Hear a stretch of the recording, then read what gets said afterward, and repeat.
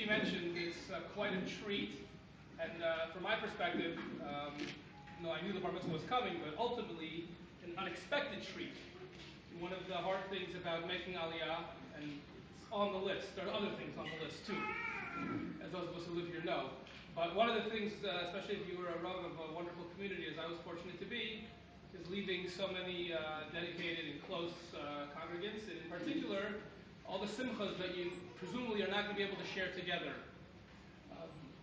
Yisrael Moshe was a regular shul goer for as long as I can remember with his father. So not only was I able to develop a nice relationship with his parents, but Yisrael Moshe, you there?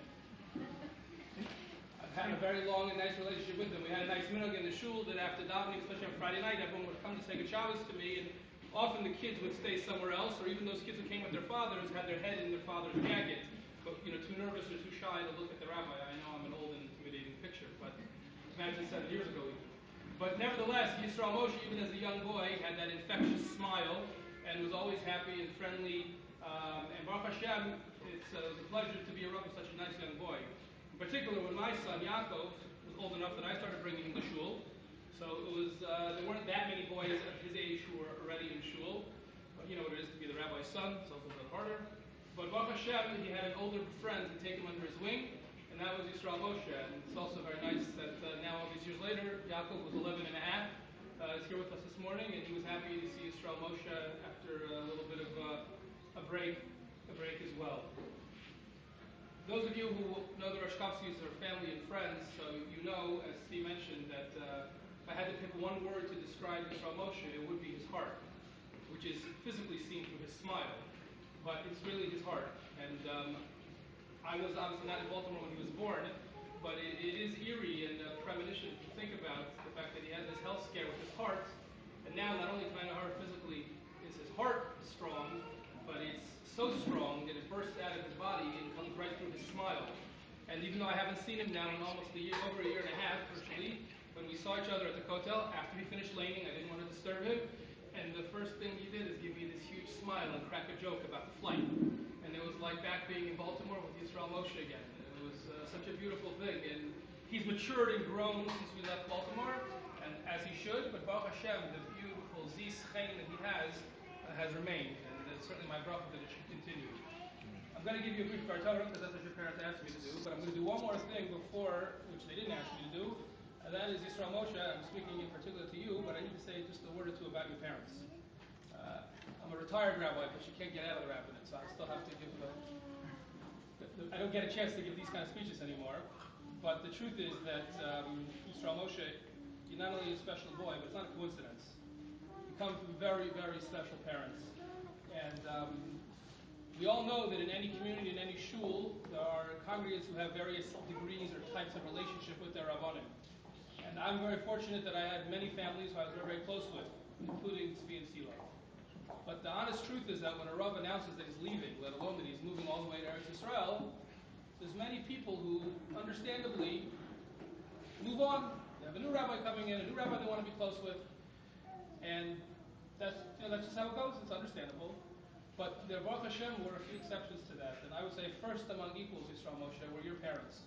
Shortly after our decision, when we were back in summer, they made sure to tell me they want to have a meeting with me. So I had other people who had meetings with me, but the truth is, the other people who had meetings with me to tell me how upset they were. And disappointed, and how could I leave? And I understood their feelings too. They were natural feelings, and they came from a good place. But when I had my meeting so much with your parents, not only was it to wish me well and to wish us success, which was beautiful and very appreciated, but there was one thing which is even more special, which is they went out of their way to tell me that I shouldn't think that if I'm moving there to Yisrael, that that's going to be the end of their relationship with me. That they still want to be able to ask me shilos, and they still want to call me and ask my advice on things, especially about chinuch, which is something that we spoke a lot about over the years I was in Baltimore. And I was so overjoyed and so flattered, but more importantly, I was just impressed. And it's really everything that you need to know about your parents was really from that one conversation. They really exemplify, not only are they chaver tov, not only are shachim tov to all of their neighbors and their friends, but they exemplify the maxim of se'el harav u'te'el chaver. And I certainly am privileged not only to be their Rav, but really, especially now that I'm not the Rav, to be their friend. And to have parents who are so dedicated and always wanting to do the right thing and always looking for guidance, especially when it comes to the education of their children, Yisrael Moshe, you and your sisters are very, very blessed. And it's a treasure and a blessing for me to have that relationship with them. I hope it should continue. They should. Baruch Hashem, your mother is very good at emailing. You can call too, but you're very good at emailing. And I hope I respond somewhat timely fashion. And happy to spend this simcha with you. And Emet Hashem, you should continue to grow, and we should continue to grow in our relationship together. Just a brief thought on the parsha that you read so beautifully. The opening second pasuk of the parsha, which is where, of course, the parsha takes its name from, is when the Torah tells us that Moshe is commanded by Hashem, Daber el kol adas b'nei Yisrael, va'amarta aleihem, Kedoshim to you, ki kadosh ani Hashem Elokecha. It's the mitzvah of Kedoshim to you, the mitzvah to be holy. Just as I am introducing a brief thought with the quotation of this pasuk, the story I want to share with you, which is very, very meaningful, it took place actually many years ago, 80 years ago, in 1930. It took place in the city of Vilna. It took place with a very, very aged Chafetz Chaim. It was a special gathering in the central shul of Vilna, which was a huge, huge shul, and everything was polished and beautiful. Half an hour before the Chafetz Chaim started his drasha, the crowd was so full that they had to close the shul to not let anybody in. And what was so special about this drasha, Yisrael Moshe, was that the entire shul was full just with women. The last major address of the Chafetz Chaim's life. And he traveled as an old and frail man to Vilna from Radin to give this drasha to a group of women. And when he got up to speak, he acknowledged the unique moment. He said, as far as you know, the shul was hundreds and hundreds of years old, the shul.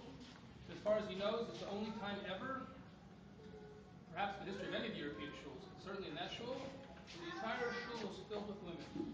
He said, in honor of this occasion, he wants to give them one message. And he opened up the Aron Kodesh, and he gave them a Birkas Kohen, like you, the Chafetz Chaim was a Kohen. And his one bracha was, remember, Kedoshim to you. He quoted this pasuk. So why did he quote this pasuk? What was he trying to...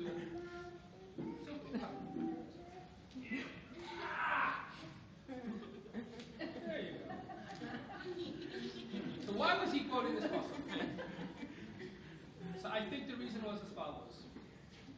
Rashi notes that when the pasuk says Daber al kol adas b'nei Yisrael, so Rashi has a very famous teaching. Rashi says that this parsha, this pasuk of Kedoshim to you, want to go? Was Ne'emar b'Hakel. It was said to the entire community, the entire Jewish people at one time. So already the Mefarshim on Rashi, like the Mizrahi, point out that this is a little bit of a peculiar teaching. Because the whole Torah was taught to the whole Jewish people. In fact, the Mizrahi quotes the Gemara in Eruvin, that each parsha in the Torah, Hashem would teach Moshe, and then Moshe would gather the various kitos, the different groups of the Jewish people, shevet by shevet, family by family, and he would teach the various parshas of the Torah. So, as we would say, Ma nishtana ha parsha hazu. What was so special, what was so different, that Rashi has a big chazal, that this parsha was nemar to everybody. Every parsha was nemar to everybody. Every parsha was taught to everybody. So to answer this question, I found a very beautiful idea in the Sefer Limudei Nisan, which is the Sefer of the Chumash Shiurim of Rav Nissen Alpert. Zatzal. Rav Alpert, who the younger generation unfortunately has not heard of too much. Rav Alpert was the head of the Yad Yadin, the Dayanis Kolo at Yeshiva University, and he was most well known as the Talmud Mufak of Rav Moshe Feinstein. And in fact, he was so close with Rav Moshe that he and Rav Moshe died very close together. He was much younger, obviously. He is a beautiful, very, very big posek, but he has a beautiful, beautiful Bar Darshan. And the Sefer is really full of gems. For those of you who are interested in a good Chumash Sefer, it's not even, the essays aren't so long. It's good for Parsha, for our Torah at the table. Anyway, he says a very beautiful idea about it. He says a chiddush. He says, you know, what does the Gemara mean when it says that every Parsha was taught group by group? And this will be reminiscent of many of our conversations about education. Says Rav Alpert, this is a chiddush, but he says unbelievable. He says when Moshe taught all the different groups, he taught each of them in a different way. Moshe knew what it took, hundreds and hundreds of years of accumulated wisdom in the Jewish community to figure out which is that people learn differently, and that people have different interests. And as a community, we're still trying to figure out how to educate different kinds of kids. But Moshe Rabbeinu understood that different people have different interests, people have different learning styles. And when the Gemara says that Moshe taught kitos, says Rav Alpert, it didn't just mean that he taught them in small groups, small classrooms. That's also something he's spoken about, how big the classrooms are. But not only that, he taught them differently, because people have different interests. Imagine, for example, the laws of Peah or Truma. So a farmer is going to have way more interest and more need for knowledge of that than someone who doesn't work in farming. Teaching the Kohen is going to be one perspective. Teaching a farmer is a different perspective. The laws of Shabbos are going to mean one thing to one person. Everyone has to know everything. But the way they learn and the interest and the level of detail they need to know is going to vary. So says Rav Alpert, he said it's a given that Moshe Rabbeinu taught everything differently to different people. That's the Chiddush of Kedoshim Tiyu. Every other aspect, if you will, the 612 other mitzvos, if you will, those have in them an understanding that different people are going to be a little bit better, a little bit worse, or different expectations for different people.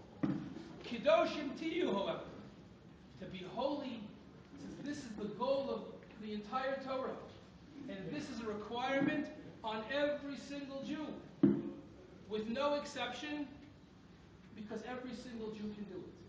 There's no such thing as the Jew who's a little bit less interested in Kedusha, or the Jew who's a little bit going to be less talented at Kedusha.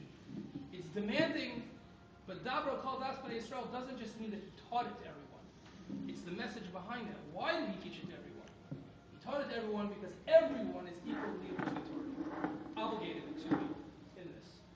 And I just want to add one little point on my own, which I think makes this very relevant to our mitzvah law. And that is why, if that's the case, to bring it back to the Chavetz Chaim, why did he give this drasha? What was so important about giving this drasha to those women in the shul in Vilna? So I think the answer is as follows.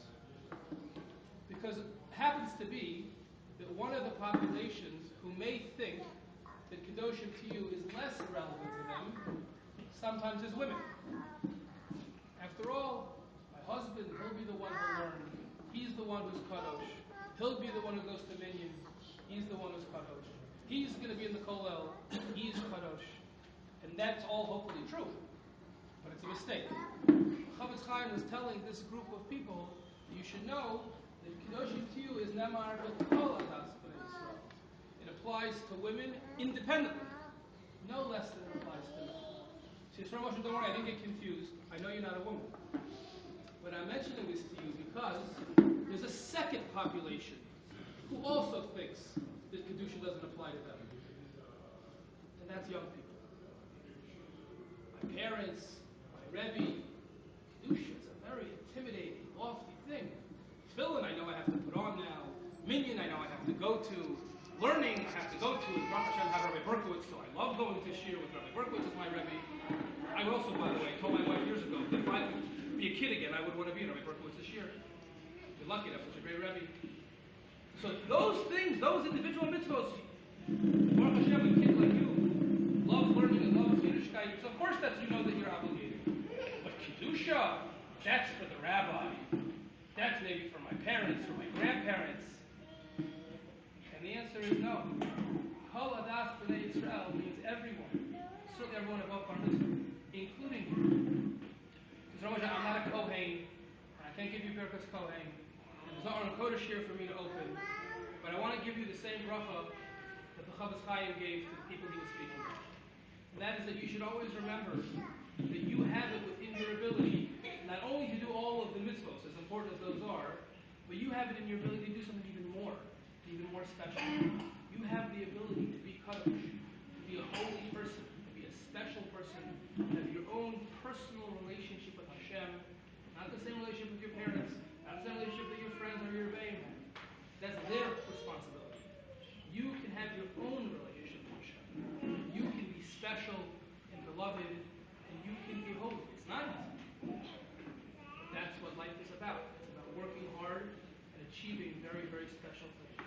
Not only did you put on your tefillin appropriately, not only did you daven beautifully, not only did you lane beautifully. And, the laning will come maybe every 2 weeks, every 2 months you're going to lane. That's not every day.